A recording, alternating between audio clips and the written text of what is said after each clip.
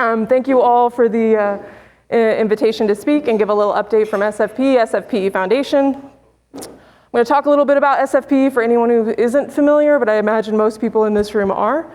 And then I'll talk about the foundation and try to give highlights on some of our research projects that are likely of interest to folks who are attending this event. And I'll talk about some upcoming opportunities in case there's an interest in funding opportunities from some of the work that we're doing. About SFPE, so the Society of Fire Protection Engineers is the professional home for fire engineers. We have 5,300 members worldwide, 96 chapters, 28 student chapters in 72 countries, and those numbers are growing all of the time. We have our headquarters just outside of DC in Gaithersburg, Maryland, and we also have headquarters for SFPE Europe in Brussels. SFPE has a number of online and in-person educational opportunities, courses, et cetera. They may be familiar to many of you. I want to highlight that we'll have our SFPE annual conference in about 2 weeks in early October in Louisville, Kentucky, and hope to see some of you all there. We also have a number of publications from SFPE. Probably the Handbook of Fire Engineering is familiar to all of you. Look out for the latest edition of that. We expect that publication coming out soon, the 6th edition. And then wanted to also highlight that the next edition of the SFPE Career Guide is expected to come out later this year as well. So I'll be on the lookout for those. So SFPE is very proud to be able to support this event, and the SFPE Foundation, we're affiliated with SFPE, but we are a separate nonprofit organization. Since we're a separate organization, we have our own mission and vision, but it's also very much in alignment with SFPE, and we do work very closely with them, including sharing staff and resources. The foundation, which I direct the foundation, we have our mission to advance the scientific understanding of fire in the social, natural, and built environments. And we do that in a wide range of ways, mostly from funding research projects, educational development, and so on. We have a 17-member board of governors, has representation from all around the world, including in the US, Canada, New Zealand, Sweden, Australia, and they come from across the range of disciplines within fire engineering. So we have folks also from different sectors, so industry, academia, manufacturing, and so on. And we have some core staff who support the foundation, then we have additional support from SFPE staff as well. In terms of our resources and work, we are a grant-making organization, meaning that we provide research funds to students, to professionals, in a wide range of topic areas. Most of our research projects are directed at closing some of the research gaps and needs that have been identified by the SFPE community through the SFPE Research Roadmap. I'll also say a little bit about a new initiative that we have, the Grand Challenges Initiative, which is also directing a lot of our research funding to priorities that have been identified there. But pretty much what you see on the screen, these are the areas that we provide funding in. And that funding comes from the support of donors, including individuals, companies, SFPE chapters. But we also seek grants. So we hold a number of FEMA grants. It's a federal agency in the US context that provides funding to support work related to bringing fire engineering to fire service work, or fire service folks in the US. So I'll talk a little bit more about some of that later on. We've been around since 1979, but our efforts have really expanded. That's probably even an understatement in the last few years. So we were not doing huge amounts of funding prior to 2021, but just in the last few years, we've now topped over $1 million in research funding, awards, scholarships, and fellowships that have been administered across all programs from the foundation. Just to give a sense of where that funding goes, we are an international organization. We try to fund folks all over the world. So if you take a look at the map there, we've funded in just one of our programs, which is the Student Research Grant Program. We've been able to fund students in all of the, based at universities in all of the countries that you see highlighted there on the map. So we do provide funding in as many places as possible to support the work that's needed around the world. In terms of program growth, check out our website for more information. We have, all of our research reports are available to download for free. You do not have to be an SFPE member. We also have a research and fire engineering webinar series where you can access professional development hours and credits from watching those series online for free as well. All of that is supported by our donors that support the foundation. In terms of the Grand Challenges Initiative, that is an effort to bring together more than 35 organizations, including industry partners, academic partners, government agencies in some cases around the world, together to identify a set of priorities in terms of research, education, and outreach, where we think fire engineering is going in the future. So if you think about emerging issues in energy and infrastructure, climate change, resilience and sustainability, AI, digitalization, cybersecurity, all of those topics fall within this initiative, and we're funding a number of research projects and educational efforts as part of that. Not going to be able to touch on all of it, but I encourage you to check out our website. The annual report is now available for download there for the last year. And then I want to speak just specifically, very high level, about some reports that you might want to check out on our website that are related to the work that some of you all are doing. And to that end, the first one I want to highlight is a project that wrapped up earlier this year. It's on the integration of fire protection engineering and building information modeling, or BIM. So we funded a project a couple years ago that was led by Greg Baker, Colleen Wade, Daniel Nielsen, Per Olsen, people who may be familiar to some of you. One of the things that came out of their report was that there is a pretty big gap between the BIM tools that are available and the use of those tools by fire engineers and the work that you all are doing. And so the tools, that many of which we're talking about in this conference, people have presented on as well, how those can integrate with some of the tools that may be used by other types of engineers or architecture firms and so on. And then trying to understand what are the challenges for fire engineers in being able to use more of the existing BIM tools and to integrate them in the work that you all are doing. So this project was led by Stephen Roth of CarmelSoft. It had support from an external advisory panel to guide that project along the way, including Brian Klein and others who contributed. We also, as part of that project, they did more than 40 interviews with folks across the fire engineering community asking about how they use BIM in their existing workflows, what are the challenges for fire engineers in using BIM tools, and where are some of the opportunities to improve that process and that workflow to make sure that fire engineers are keeping up with the use of BIM and some of the other fields that you no doubt work with in the work that you do on a daily basis. So this project, if you're more interested in that, there is a lot of information in the project report that you can download. This project also had a user guide component. So there was both a sort of review of the state of practice, but also a guide for folks who are actually wanting more tips, recommendations, suggestions for how to make use of some of the available tools in the work that you might be doing as fire engineers. So I would encourage you to check out both the user guide and the report. The report recommendations broadly fall into 3 different categories related to software, data, and interoperability. So I won't go into those details here, but I will say please do download those and check them out.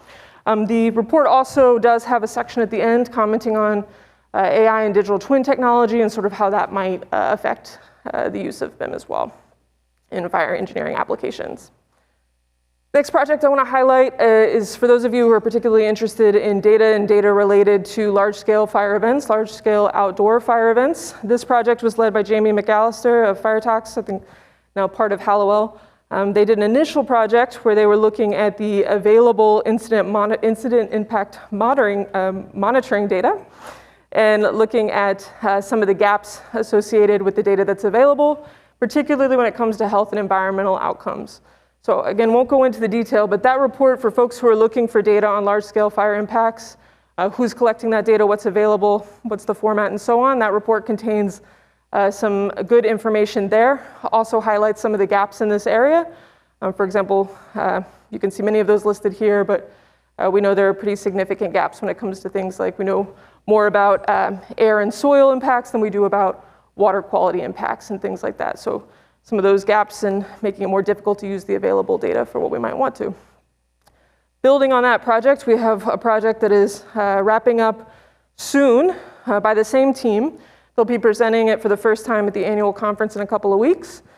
This also falls under the Grand Challenges Initiative related to a priority from the Energy and Infrastructure Group, where they were particularly interested in the impacts on environmental health impacts of large-scale thermal runaway events and outdoor lithium-ion battery energy storage system installations. Quite the title. And also a few folks in this room have been involved on the advisory panel. Thank you, Jonathan Hodges and others, in trying to advise that group as they move that forward. But what I wanted to flag here is that part of what they're doing in that project is looking to model best plume dispersion as it relates to health and environmental impacts. So for any of you, if your work is related to that, I would suggest you pay attention for this report that's coming. If you are not going to be at the annual conference, the report will, of course, be available to download online. And we will do an open access webinar as well, so you'll be able to access that on demand anywhere in the world. There was another presentation yesterday about fire service and some of the work that's being done, modeling related to evacuating folks from buildings. This project may be of interest to some of you as well. And this one will come out early next year. It's led by Niels Johansson and Enrico Ronchi at Lund University, along with Kate Capallo at the International Public Safety Data Institute. It's part of the GCI's digitalization, AI, and cybersecurity priorities. And this project is focused on the massive amount of building information, and particularly smart building information, that's increasingly becoming available to folks like first responders, firefighters responding to a fire incident in a building, how that information can be optimized to actually influence operational decision making. So they don't want all of the information at once, they want the actionable information that can actually influence their decisions in a productive way in terms of folks who are responding to these fires. So this project is really looking at some of the challenges with all of that volume of information, being able to communicate it to the folks who need it. Separately, and I'll say here you can see as well, also informed by an external advisory panel that includes folks who are colleagues of some of you in this room and perhaps joining online. And so if you have any interest in this work as well, I encourage you to look out for that report too. Finally, I want to flag that the foundation also does lead all of the WUI work, or the Wildland Urban Interface work at SFP when it comes to WUI fires. Almost all of that work is happening through the foundation.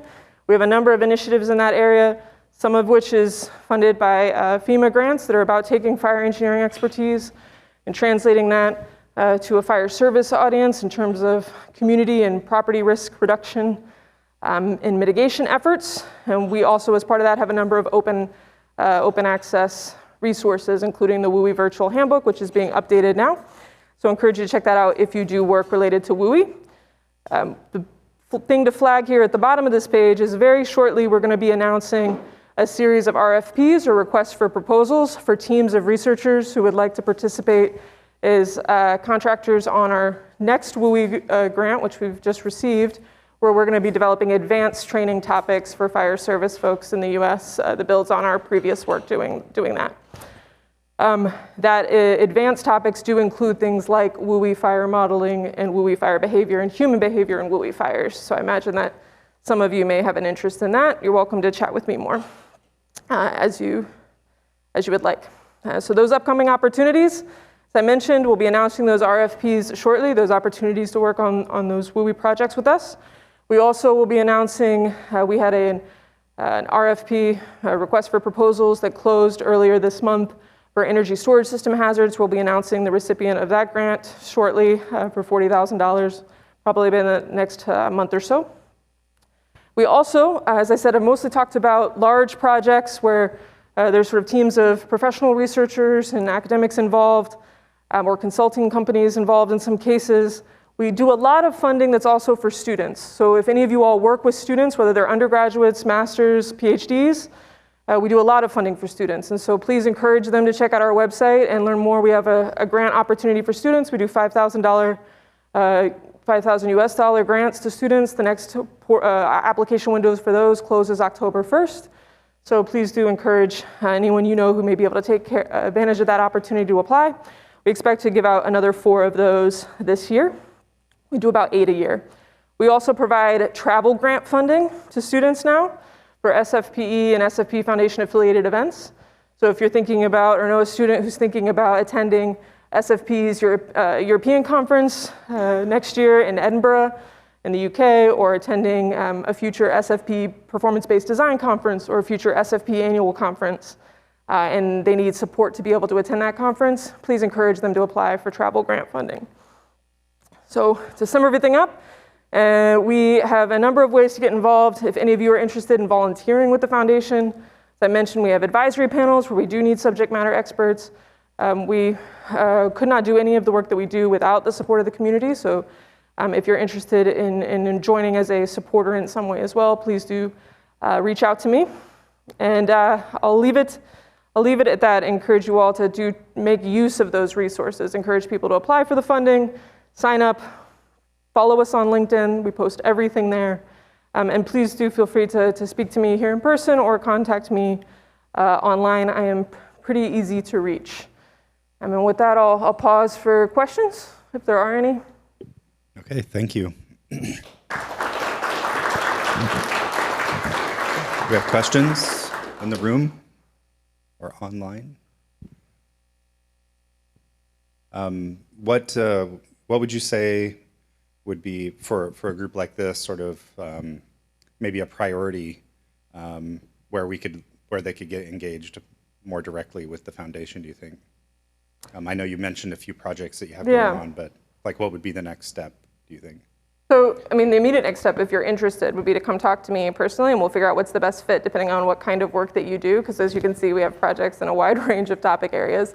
But I will say that we are planning to do, if you are someone who's interested in this disconnect between BIM and fire engineering and the sort of modeling many of the tools that you all are using, we do expect to do a panel during the general session at the SFPE European Conference. That's tentative, obviously. Nothing's been released on the final schedule. But we hope to continue those conversations in particular there. And I think that those discussions, there's a lot on the research side that still needs to happen, but there's also a lot on the policy side, and that would be more in the space of SFP and members trying to take that forward. But in the research side, we know there's far more work that needs to be done than we could possibly fund or do alone. And so I'd say it's certainly a great time to come in and see if there's ways we can work together. I was just having a conversation earlier this morning, actually.